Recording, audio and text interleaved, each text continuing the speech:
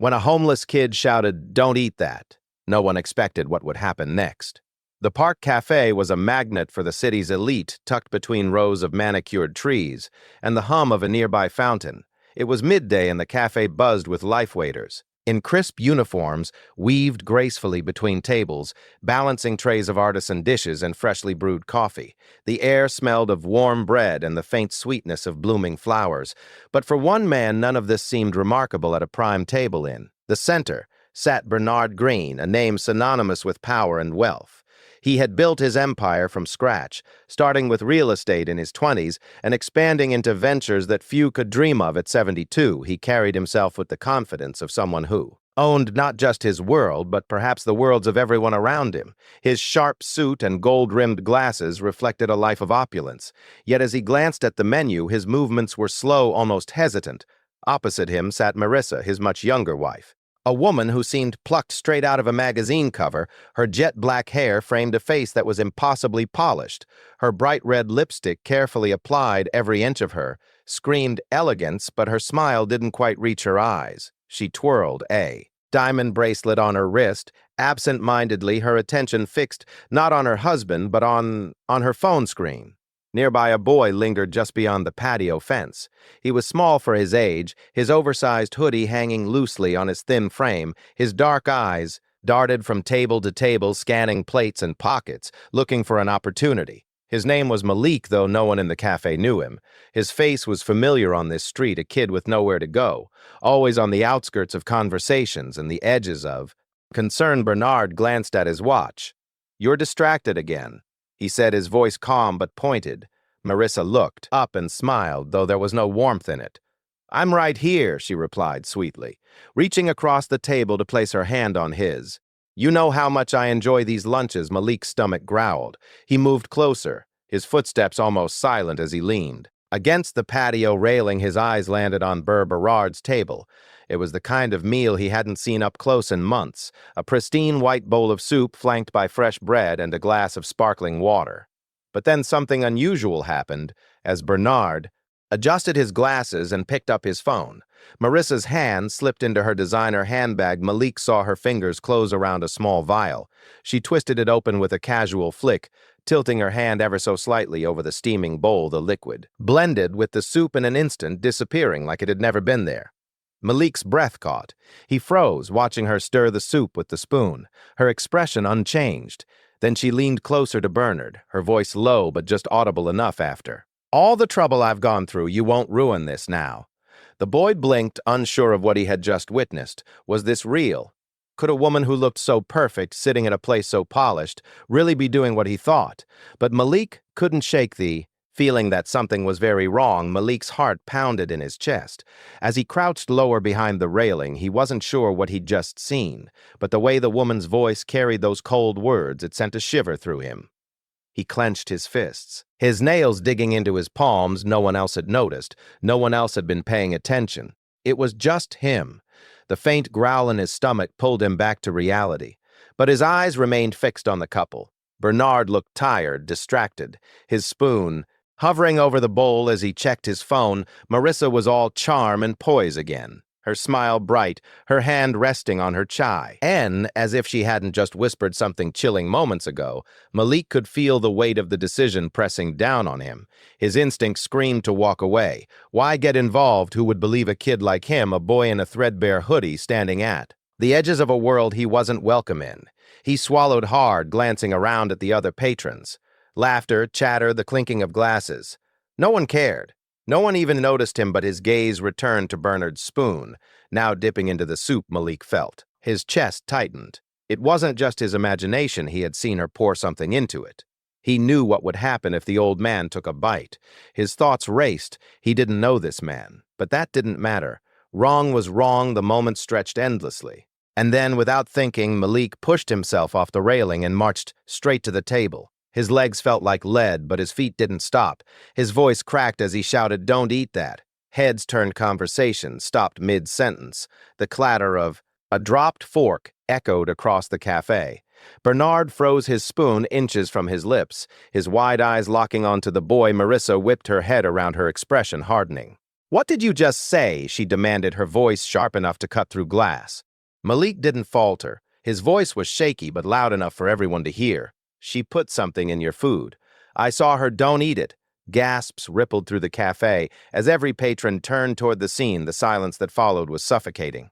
Malik stood, his ground, his chest heaving as adrenaline seed through him. Bernard blinked, glancing between the boy and his wife. "What is he talking about?" Marissa, his tone was calm, but his hand trembled as he set the spoon down on the table. Marissa's composure snapped like a rubber band stretched too thin. She shot to her feet, her chair scraping loudly against the stone floor. "You little liar," she hissed, her voice dripping with venom. "How dare you accuse me of something so vile? Who even let you in here?" The words stung, but Malik didn't back down. His eyes remained locked on Bernard's, desperate to make him see the truth. "I saw her," she poured. "Something into your soup when you weren't looking," he said, his voice steadying as he spoke. "You can smell it if you don't believe me." Bernard's face paled as he turned toward his wife, his eyes narrowing. "Marissa, what's going on?" he asked. His voice quiet but firm, she scoffed, waving a dismissive hand. "He's just trying to cause trouble. Look at him.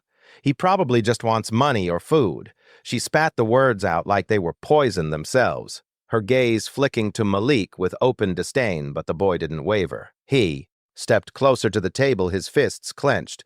"I'm not lying," he said firmly, his voice rising. "She doesn't want you to know, but I saw everything." Bernard's hand lingered over the bowl, torn between disbelief and the knowing doubt creeping into his mind. But something in the boy's tone made him hesitate. The air around the table seemed to thicken, the once lively cafe now eerily silent. All eyes were locked on the unfolding drama, their meals forgotten. Bernard leaned back slightly in his chair, studying the boy.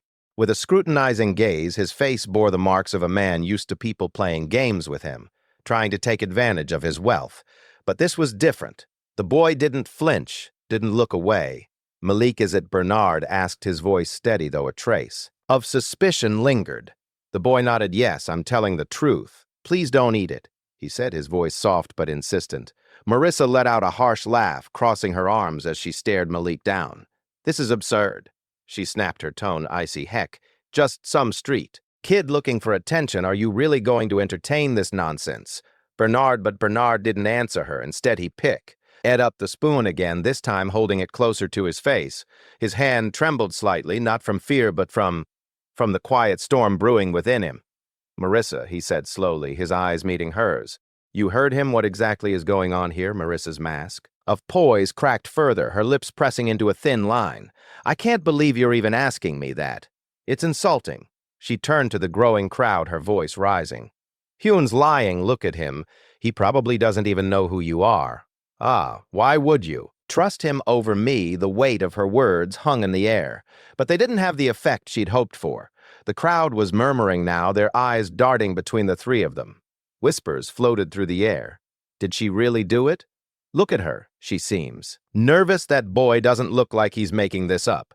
The murmurs only fueled Marissa's fury. She slammed her hands on the table, her polished demeanor gone. "Enough of this.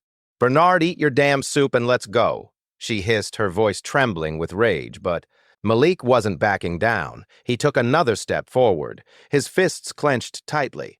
"If you won't believe me, then call someone to test it," he said, his voice rising with urgency. "You're rich. You've got lawyers, doctors, people who can figure it out, but don't eat it. If you do, you'll regret it." Bernard's jaw tightened as he turned back to the bowl. The spoon was still in his hand, but he didn't lift it to his lips.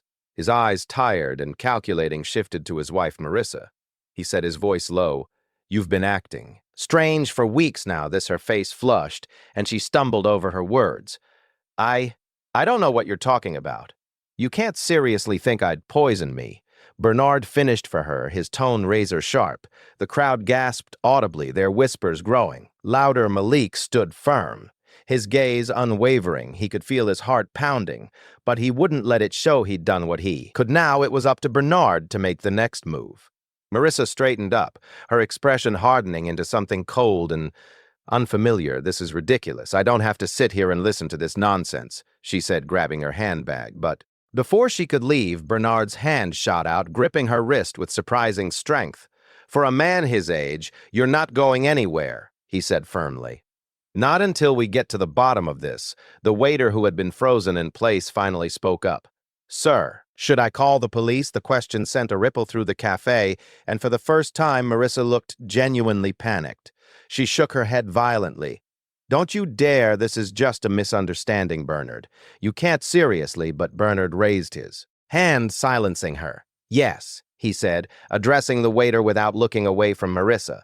Call them. Malik felt a surge of relief, but it was fleeting. The truth wasn't out yet, and the tension was far from over. The cafe held its collective breath as the waiter hurried inside to make the call. Bernard let go of Marissa's wrist. His eyes never leaving hers. The once polished charm she wore so effortlessly was now unraveling, replaced by a growing sense of desperation. She glanced around, her lips moving, but no sound coming out, as though searching for an escape. Meanwhile, Malik stood a few steps back, his hands shaking slightly. He'd done all he could, but now he felt the weight of doubt creeping in. What if the man didn't believe him after all? What if she managed to torque her way out of this? He clenched his fists, forcing himself to stay rooted in place. Malik, Bernard said suddenly, his voice cutting through the tension. You said you saw her put something in the soup. Can you describe it? The boy nodded quickly, stepping forward. It was a small bottle like one you'd use for medicine. Clear liquid. She poured it in when you were looking at your phone. Then read it. I swear I saw it. Bernard's face tightened. He turned to Marissa, who was already shaking her head. This is absurd, Hune lying. Why would I? But Bernard cut her off. Why would he lie? What could he possibly gain from this? The crowd murmured again, and the sound of sirens in the distance added to the charged atmosphere. Marissa's eyes darted toward the Sioux, and for a split second her carefully crafted facade slipped completely. She looked cornered then, as if grasping at straws. She rounded on Malik. You've been spying on us, haven't you, trying to cause trouble because you're jealous of people who actually have something? The words hit Malik like a slap, but he stood his ground. I'm not jealous, he said firmly. I saw what I saw, and I couldn't just stand there and let you hurt him. The sirens grew louder, and soon 2 police officers entered the cafe. The room seemed to shrink as they approached the table, their hands resting on their belts. What's going on here? One of them asked, his tone neutral but authoritative. Bernard stood, his towering frame still commanding respect. Despite his age, officers, I need you to take a look at this, he said, gesturing toward the bowl of soup. This boy claims my wife poisoned it. The officers exchanged glances, their expressions carefully blank. One of them leaned down, sniffing the bowl cautiously, then turned to Marissa. Ma'am, do you have anything to say about this? Her face turned crimson. This is ridiculous. He's just a street kid trying to make trouble. Bernard, you're really going to let this nonsense go this far? But the officer wasn't buying her deflection. Weak. Need to test the contents, he said, reaching for the bowl. No. Marissa snapped, her voice rising. The outburst drew even more attention, and her sudden panic only made her look guiltier. The officer paused, narrowing his eyes. Ma'am, is there something you'd like to tell us before we proceed? Marissa hesitated, her chest rising and falling rapidly. She looked at Bernard, then at the officers, her hands trembling as she clutched her handbag. Finally, her resolve crumbled. Fine, she spat, her voice low but dripping with venom. You want the truth. I'm tired of living in his shadow, tired of his control over everything. He was never supposed to make it past this year, and She stopped abruptly, realizing too late that she'd said too much. The cafe erupted in gasps, some patrons pulling out their phones to record the scene. Bernard's face went pale as the weight of her confession hit him like a truck. The officer stepped forward, his expression grim. Ma'am, I'm placing you under arrest for attempted murder. Please put your hands where I can see them. Marissa's composure shattered completely. She screamed, trying to wriggle free as they secured her hands behind her back. You don't understand. I deserved everything he had, everything, she shouted as they led her away, her voice echoing through the stunned cafe. Bernard sank back into his chair, his hand trembling as he pushed the soup away. For a moment, he said nothing, his face a mask of disbelief and betrayal. Then his eyes found Malik, who stood frozen, unsure of what to do next. But as Bernard's gaze softened, a flicker of gratitude replaced the anger in his expression. Malik hadn't just saved his life. He'd revealed a truth Bernard would have never seen coming. The cafe slowly returned to a low hum of whispers and murmurs as the officers escorted Marissa out, her protests fading into the distance. exchanged wide-eyed glances, still reeling from what they had just witnessed. Some looked at Bernard with pity, others with curiosity, but Malik didn't move. He stood rooted to the spot, unsure if he was supposed to stay or slip away quietly. Bernard turned to the boy, his face still pale, but his eyes now steady. "Malik," he said softly, gesturing to the seat across from him. "Sit, Malik Hesita." Ted, glancing around at the onlookers, but Bernard's voice carried a weight that made him obey. Slowly, he sank into the chair, his shoulders tense. "You saved my life, Bernard," said his voice low but firm.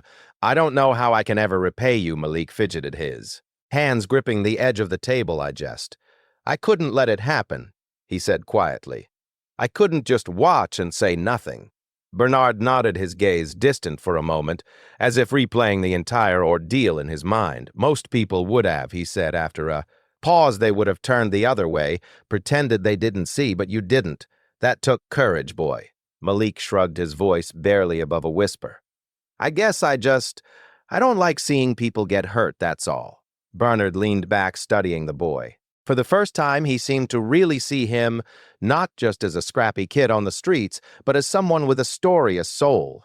"How long have you been out here?" The question caught Malik off guard. He looked away, his voice tinged with embarrassment. "A while." Bernard frowned but didn't press. Instead, he reached into his pocket and pulled out a sleek black phone. "Wait here," he said, standing and stepping aside to make a call. Malik watched him, unsure of what to do. His heart pounded with anxiety. Was he in trouble now? Was Bernard going to call someone to have him removed? But when Bernard returned, his expression was calm. "Almost, kind help is on the way," he said simply. "Help?" Malik asked, his brow furrowing. Bernard nodded. "I called someone I trust. They'll make sure you have a place to sleep tonight somewhere safe, and if you'll let me, I'd like to do more than that." The boy's eyes widened. "You don't have to do that," he said quickly, his voice defensive. "I didn't do this for money or anything." Bernard smiled faintly. "I know that's why I want to help. You did something most people wouldn't have. And trust me, Malik, if the world had more people like you, it would be a much better place." For the first time in a long while, Malik felt a warmth he couldn't quite describe. He looked down, unsure of what to say. The cafe patrons began to disperse, but the weight of what had happened lingered in the air. Bernard picked up his glass of water, taking a long sip before speaking again. "Sometimes life gives us the chance to change someone else's story," he said, his voice thoughtful. "You changed mine today, Malik, and maybe, just maybe, I can help change yours." The boy glanced up at him, his dark eyes glistening with something he hadn't allowed himself to feel in years. Hope. As the two sat in silence, the sun continued its arc across the cafe. The lesson wasn't lost on anyone who had witnessed the event. Courage doesn't always wear a suit, and kindness doesn't always come from the wealthy. Sometimes it's the people we overlook who have the greatest strength of all. In the end, Malik's bravery didn't just save a life, it reminded everyone in that cafe of the power of standing up for what's right, no matter the odds. If this story moved you, don't forget to hit that subscribe button and join us for more tales of courage, truth, and redemption. Share this video with someone who might need a reminder that even small actions can create life-changing impacts.